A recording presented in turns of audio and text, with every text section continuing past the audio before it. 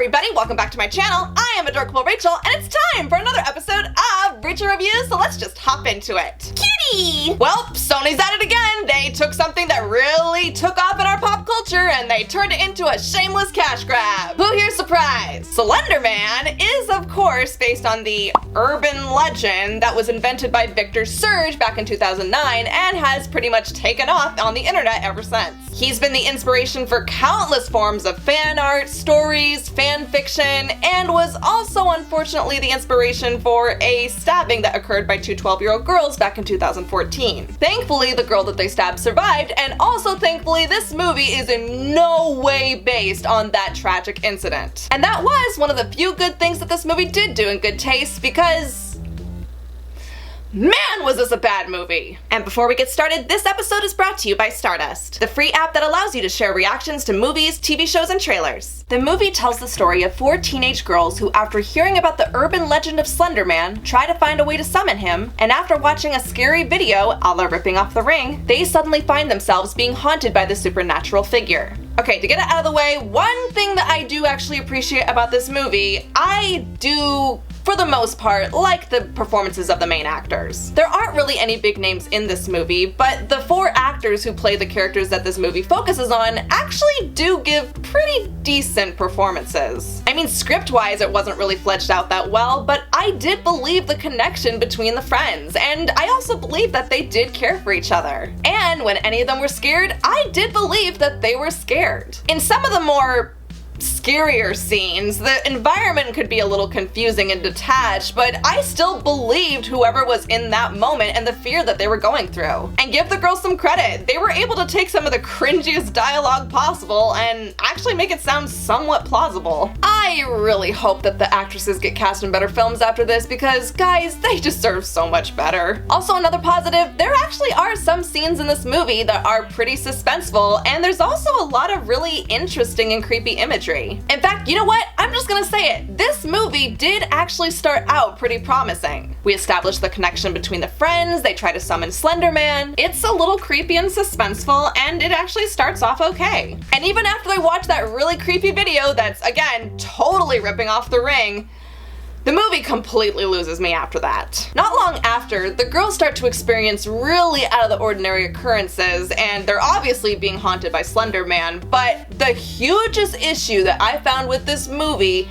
is that nothing about the Slender Man is even remotely consistent. And I don't think that I have ever seen so many setups that either pay off poorly or don't pay off at all in one film. Sometimes something really new will pop up and you think to yourself, oh great, this is planning something. This is gonna lead up to something really satisfying and it's gonna be really scary. But no, it never does. There's a scene where some of the girls try to summon Slender Man again, and they find out that they need to each sacrifice something that's really meaningful to them. One sacrifices a clay cup, one sacrifices a picture, and one sacrifices a blanket. We don't really find out too much about why those things are meaningful to them in the first place, but in my mind I was thinking, okay, maybe they will use those items in one way or another to haunt the girls later and they'll play a bigger part. But again, no! Those little items that they sacrificed, it turns out they have no connection, no significance, nothing. Really?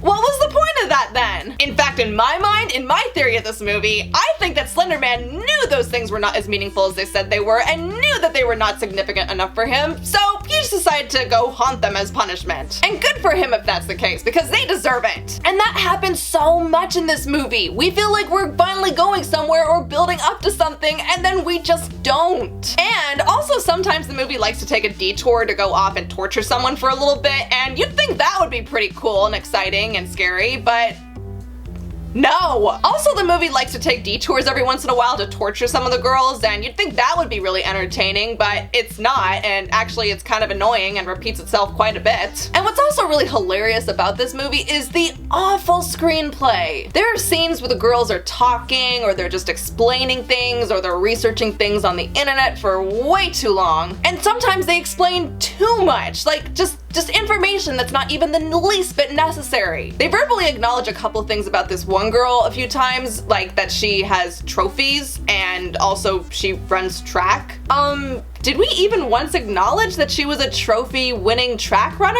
And does that even remotely play once into the story? Nope. One of the other girls at one point in the movie disappears for a little bit, but then it turns out that she's just hanging out at her house, just in a trance, and that leads to nothing. The girls are talking to another girl online about how to defeat Slender Man, and that goes nowhere. Well, it kinda goes somewhere, but it doesn't pay off at all. One of the characters has a nightmare at one point where she's pregnant and awful CGI tentacles come out of her stomach. Okay, I mean, what was that about? Was she like pregnant with Slender Man's baby or something? She never gets pregnant or like gives birth to the Antichrist or anything. Why was she pregnant in this dream? And actually one of the more interesting scenes in the movie, at one point a character is just walking through a hospital and there is some really creative and again creepy imagery, but the issue is that it just connects to nothing. In fact, it just raises a lot of questions like, what is all this? Where did it come from? What does it all mean? You know, as the movie kept going, I got the feeling even more and more that maybe this was just an excuse to do some really creepy and awesome imagery and like not even tell a story, because it sure doesn't try to. And because the movie is just so poorly set up and everything's just more confusing than it is scary, there was like nothing to be afraid of when something came up or when Slender Man shows his face. Well, not show his face, but you know what I mean. And I kind of get the feeling that maybe they were going for the mysterious angle, like we don't always know what Slender Man does or why he does it, which I think could have worked, but the screenplay and the direction is so sloppy that it just makes him seem more like a random torturous spaz. Nothing he does is ever set up in a creepy way that pays off. And as it tends to go with a lot of poorly made horror films, there's also a lot of scenes that are trying to be scary, but they actually come off as unintentionally hilarious. Also, to add insult to injury, this movie is not even trying in the slightest to hide the fact that it's borrowing from so many other horror movies. I mean, The Ring in particular, this shot is definitely taken from that film, but also Evil Dead, Poltergeist. It's actually kind of amazing how much this movie tries to be other movies. It seems like no one but the casting director, and maybe the art director too, cared about putting together an even close to decent film. Every time someone got a hold of it, they were just like, oh no, it's Slender Man. I don't want to do this. Oh, and also one of my biggest pet peeves, and you'll know this if you've seen my other reviews, there are so many shots in the trailers that are not even used in the movie. Good shots, I might add. This shot, this shot, this shot, this shot, this shot, this shot. And what really irritated me is that there's a scene where they're about to dissect some animals or an eyeball. I don't remember exactly what it was, but they were about to dissect something. And I knew from the trailers what was about to happen. There's a shot where the girl stabs herself with a syringe and I was like, okay, yes, yay, something really entertaining and gross. I love it. Let's watch it. I was so ready for this. But